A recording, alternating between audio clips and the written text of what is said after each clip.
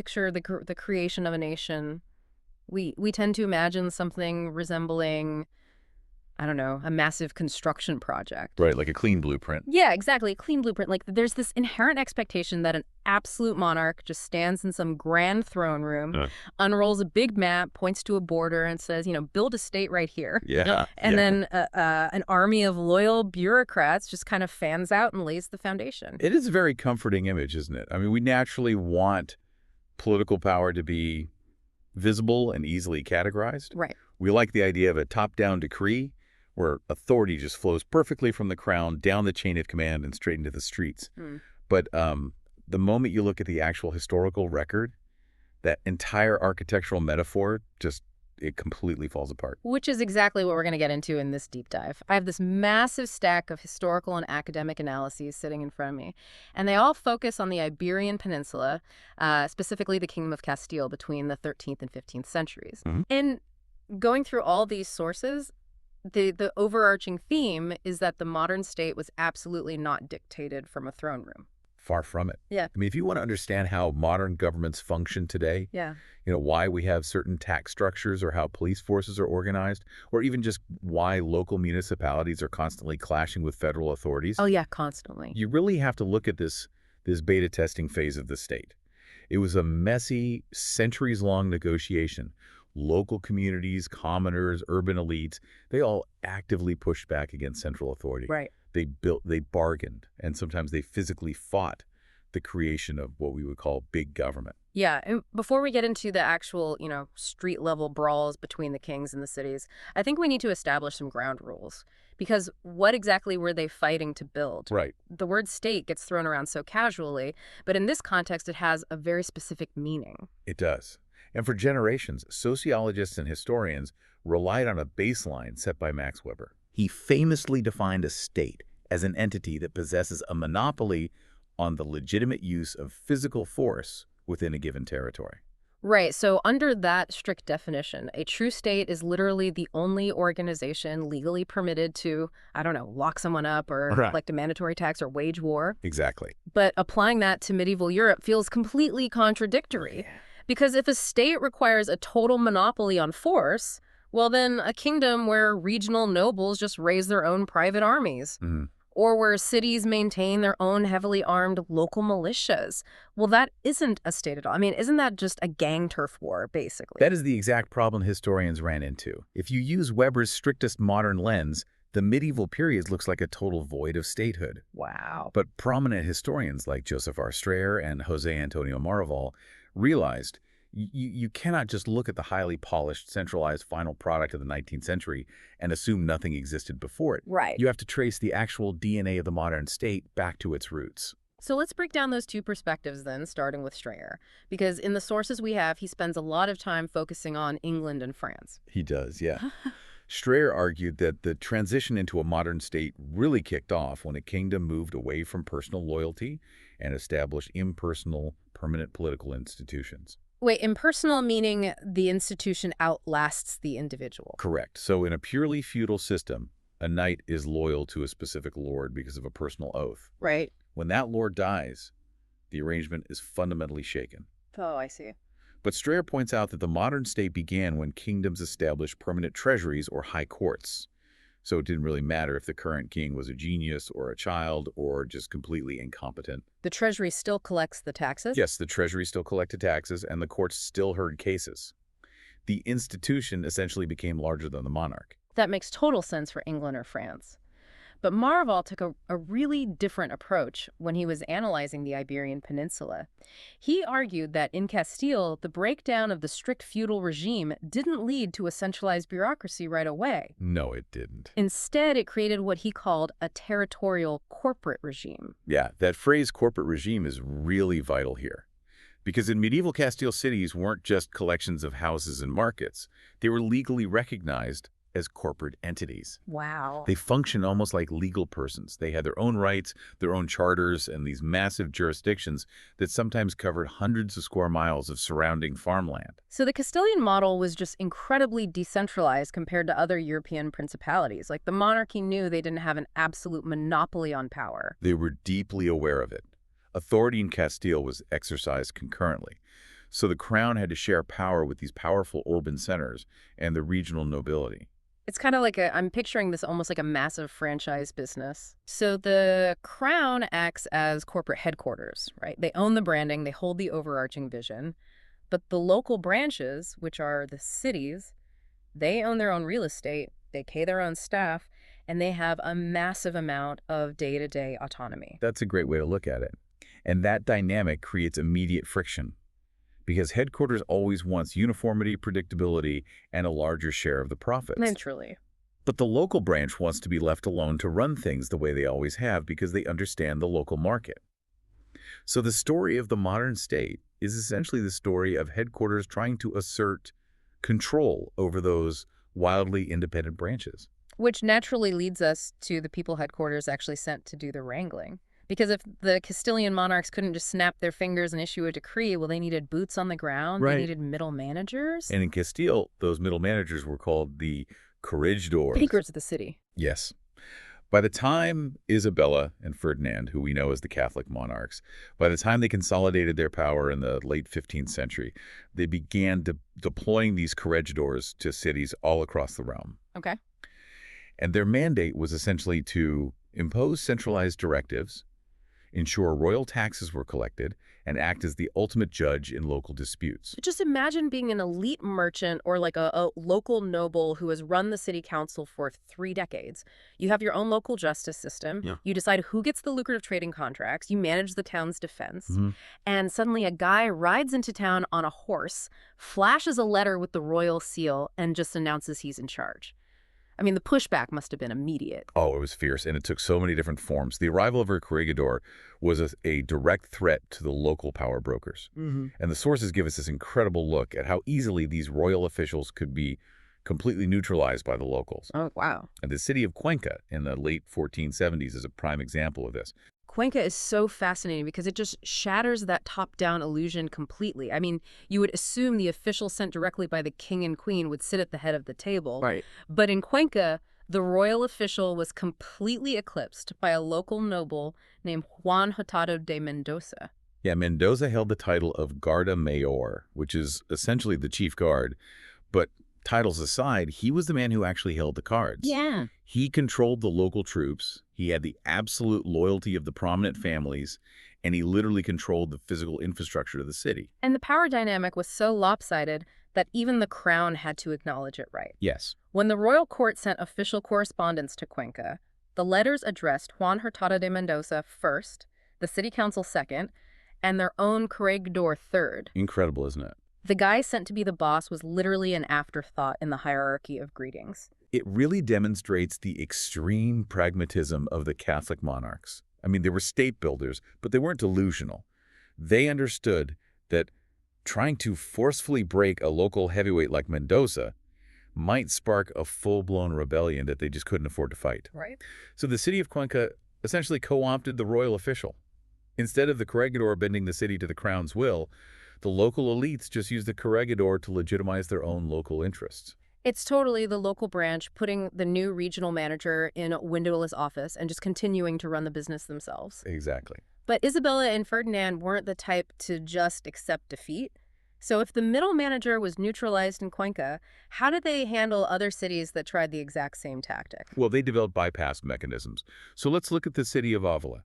If the crown realized that a corregidor in Avila was weak or ineffective or just getting too friendly with the local elites, they didn't just write off the city. Right. They utilized the heavier machinery of the central state. And what does that heavy machinery actually look like in a medieval context? It means deploying the central courts, like the Audiencia Real, Mm-hmm. or sending temporary ad hoc judges directly from the royal court. Oh, okay. So these judges would arrive with a hyper-specific mandate. They weren't there to govern the city long-term.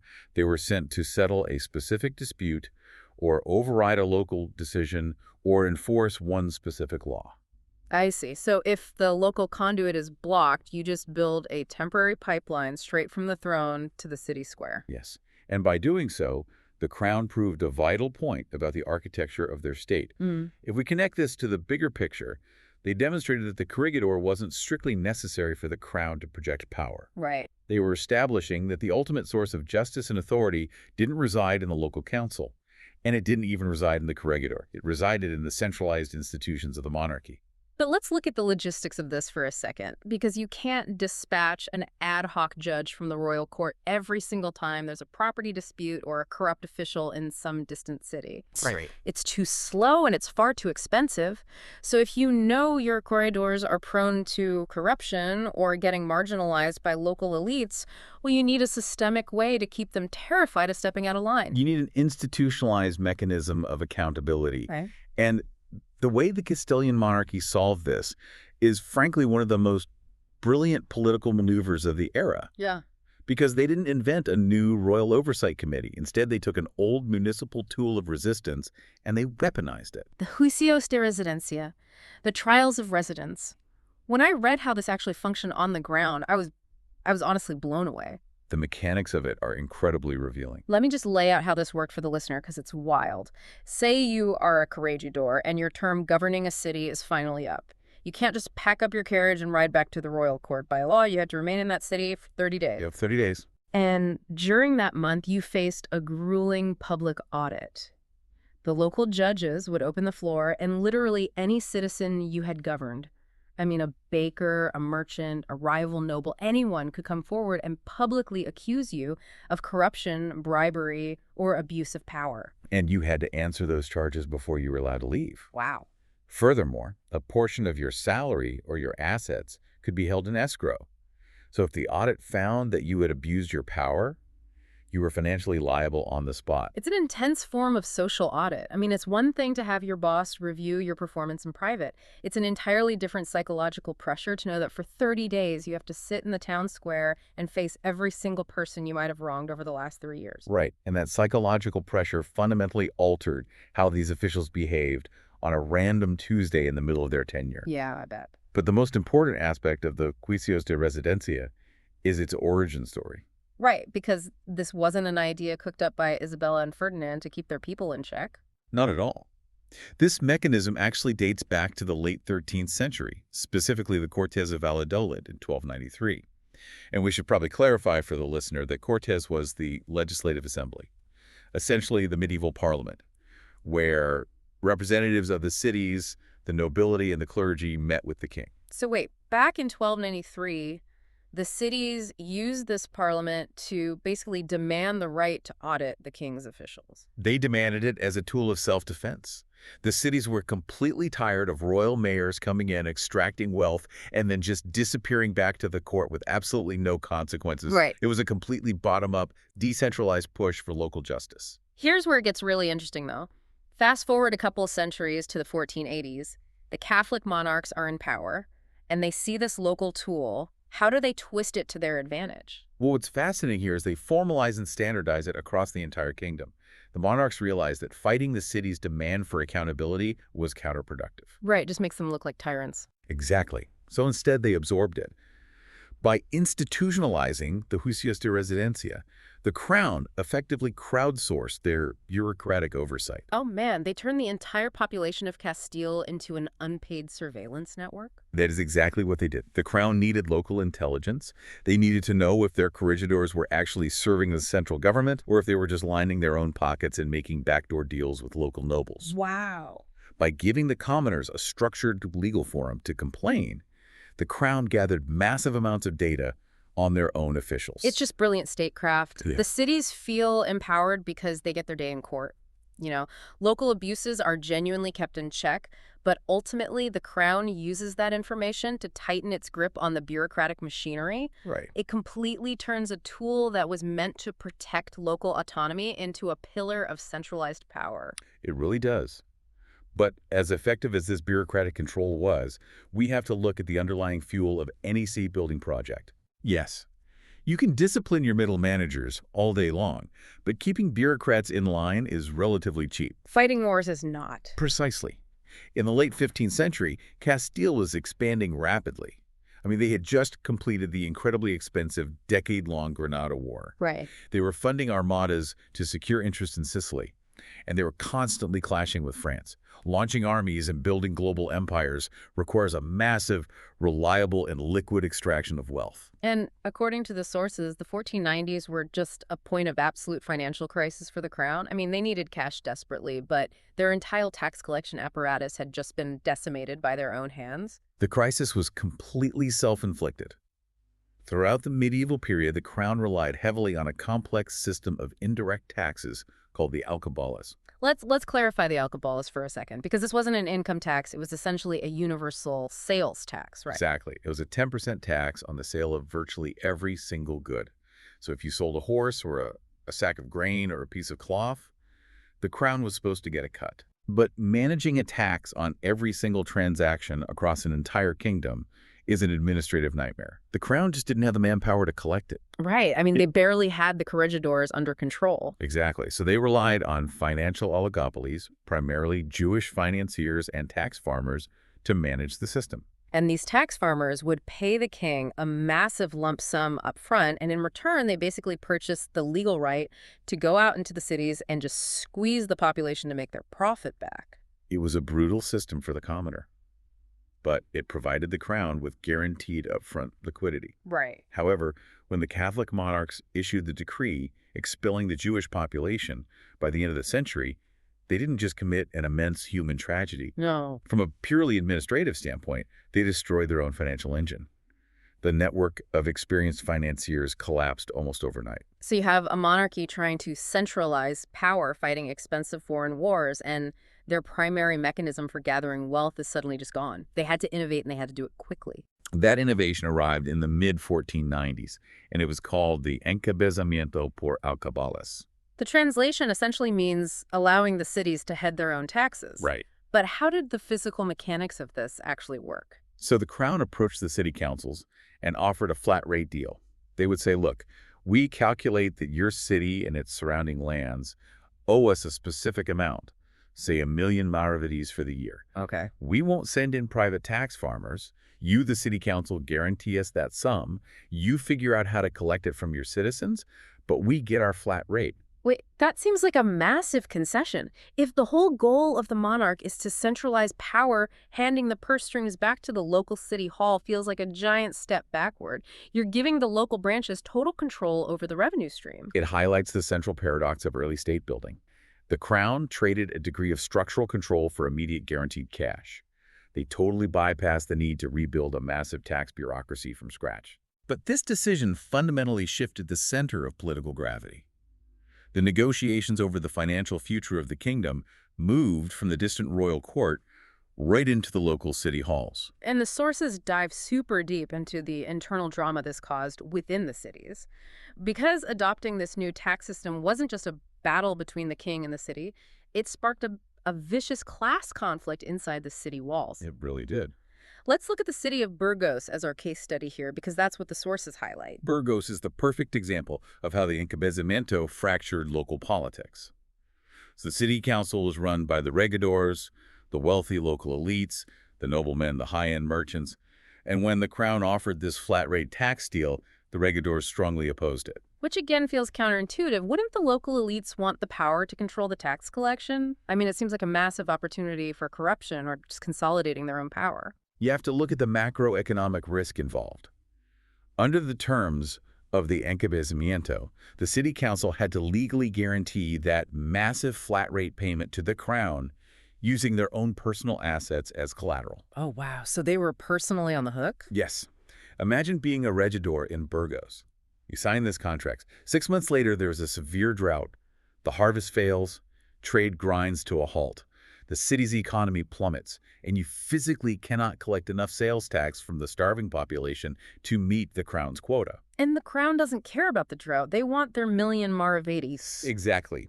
And if the city comes up short, royal officials ride into Burgos and legally seize the private estates, the ancestral lands, and the wealth of the regidors to make up the difference. Yikes. The elites were taking on all the fiscal risk for the entire region. Okay, that definitely explains why the elites hated it. But the other faction in Burgos was the common, right? The commoners, the artisans, the everyday merchants.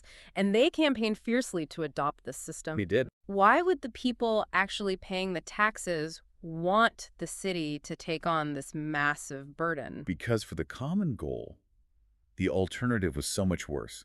They had lived under the tyranny of the private tax farmers. Right. A private collector's only goal is to maximize their profit margin.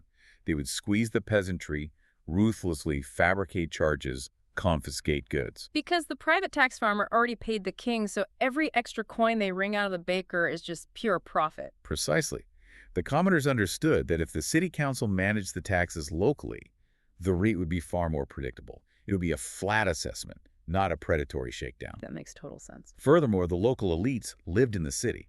They couldn't afford to completely devastate the local economy without ruining their own businesses. So the commoners of Burgos basically lobbied against their own local aristocracy to adopt a royal tax policy. And they won. Wow. It was a massive victory for the political agency of the urban working class. They actively shaped the fiscal architecture of the modern state. It really reframes the whole narrative. The crown secured their guaranteed revenue stream without having to pay for a bureaucracy. Yes. The commoners secured a stable, less predatory tax environment.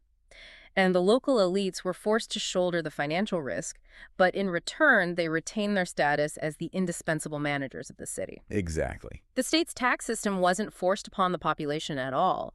It was negotiated block by block, class by class. Which brings us to the final and perhaps most crucial piece of the Weberian puzzle. Right. Let's recap for a second. The monarchy has middle managers and the corregidors.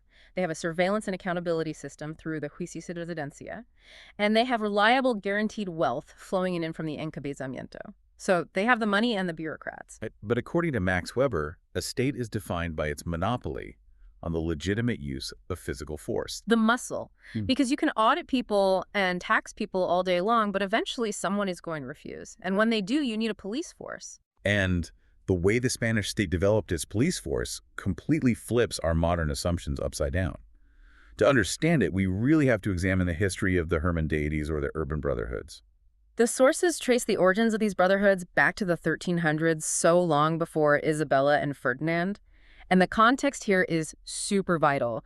The 14th century in Castile was incredibly chaotic. Very chaotic. You had weak kings, endless civil wars, and a countryside that was just borderline lawless. There was a profound vacuum of state power. The roads between cities were completely unsafe. Highwaymen bandits and rogue nobles who were operating essentially as warlords, they just preyed on merchants and farmers. And the king was in no position to protect the local trade routes. No. So if the state can't protect you, you protect yourself. Mm-hmm. The Hermandades started out as basically grassroots neighborhood watch programs. Neighboring towns and cities formed mutual defense packs. The local blacksmiths, farmers, and merchants armed themselves, usually with like crossbows and spears, and formed militias to physically fight off the rogue knights and bandits. It is the ultimate decentralization of violence. The citizens stepped up to provide the basic security that the medieval crown could not. And they were highly effective, right? Oh, absolutely. Well, A well-organized urban militia could absolutely hold its own against a band of marauding nobles. But history shows us that any time a group of citizens forms a highly effective, deeply loyal armed militia, the people in power eventually take notice. The crown certainly noticed. Over the decades, various monarchs tried to co-opt these brotherhoods. So during civil wars, a king might reach out to the Hermandades and say, "You are already armed and organized. I need you to march with my banner against my rivals." But renting a militia doesn't make it a state police force. No, it doesn't. And those early attempts at co-optation rarely worked long-term. Why is that? The fundamental problem was that these brotherhoods lacked permanent institutional structure. They were a neighborhood watch. Once the immediate threat of a warlord or a civil war passed, the farmers wanted to go back to their fields, and the merchants wanted to go back to their shops. They had absolutely no interest in being a standing army for the king. Right. Until we reached the defining turning point, the Cortes of Madrigal, in 1476. The Catholic monarchs step in and they realize that casually renting these militias is just a flawed strategy. Yes. If they want a true monopoly on force, they need to own the brotherhoods. Isabella and Ferdinand were the architects of this massive transition. At the Cortes of Madrigal, they didn't disband the local militias because doing so would have sparked massive outrage and left the countryside defenseless. Sure. Instead, they overlaid a royal, centralized hierarchy directly on top of the grassroots foundation. But how do you convince a fiercely independent militia to suddenly take orders from the crown? I mean, you don't just ask nicely. No, you institutionalize them and you fund them. The monarchs introduced cuadrilleros, which were armed professional patrols. So instead of merchants taking time off work to guard the roads, these were paid professionals. And crucially, the crown appointed alcalides, or royal judges, to oversee the brotherhoods. Wait, so the local cities are still providing the manpower, and through their new tax agreements, they are providing the funding? Yes. But the people actually directing the patrols and handing down the sentences are judges specifically loyal to the crown. It is a masterstroke of state building. They took the grassroots energy and the local funding of the neighborhood watching work. They added a layer of professional soldiers and then topped it off with royal oversight. Wow. They created the Santa Hermandad, a highly organized, centralized apparatus capable of pacifying the entire realm. They successfully projected legitimate physical force, which is Weber's exact requirement, into every single corner of Castile. And they did it by absorbing an institution that the cities had built just to protect themselves. Exactly. And it effectively neutralized the private armies of the nobility. The nobles could no longer terrorize the countryside because there was now a permanent state-backed police force guarding the roads and answering directly to the crown. It's wild when we pull back and look at this entire landscape. I mean, from the corregidors getting outmaneuvered in Cuenca to the weaponized audits of the juicios de residencia, the bitter tax debates in Burgos, and then the transformation of a neighborhood watch into a state police force. The final picture of state building is nothing like that clean architectural blueprint we talked about at the beginning. Not at all. It's an architecture of compromise. The modern state wasn't a sudden absolute dictatorship decreed from a castle. The Catholic monarchs succeeded where previous kings had failed because they didn't just try to crush local power with a hammer. Right. They systematically absorbed it. The cities constantly negotiated their autonomy. They shaped the tax system because, well, they were the only ones who could actually collect the revenue. Sure. They literally invented the accountability tools, those 30-day residency audits, that the monarchs eventually used to map out the bureaucracy and centralize their own power. And this tension is exactly why studying the 13th to 15th centuries really matters today. Because the friction we see right now in the 21st century between local municipalities and federal governments, or between state legislatures and national capitals, that tension isn't a modern glitch in the system. Right. It's a feature. It is baked into the very DNA of the state. The state only exists because of that constant push and pull. The Catholic monarchs turned local self-defense into state security. Wow. They turned local tax demands into state revenue. They harnessed urban agency instead of eradicating it. So it's not top-down. It is a constant churning negotiation. The local branches and corporate headquarters are still fighting over the boundaries of their authority. A negotiation that never really ended. Yeah. And that leads to a final thought for you, the learner, to take away from this exploration. Think about the systems of accountability and the community networks, or even just the data collection tools we use today. You know, whether it's the digital platforms we use to organize our neighborhoods, the feedback loops in our workplaces, or local government initiatives. Right. Consider how those systems actually evolve over time. Exactly. How many of the tools that we invented from the bottom-up tools that were meant to protect ourselves, ensure transparency, or build community, how many of them have been quietly absorbed by the monarchs of our modern era? Because whether that's tech conglomerates or federal agencies, the cycle of centralizing local data and local power, well, it's still happening right now. It's definitely something to mull over as you navigate your own local branches. Absolutely. Thanks for joining us on this deep dive. Keep asking questions, keep looking past the blueprints, and we'll catch you next time.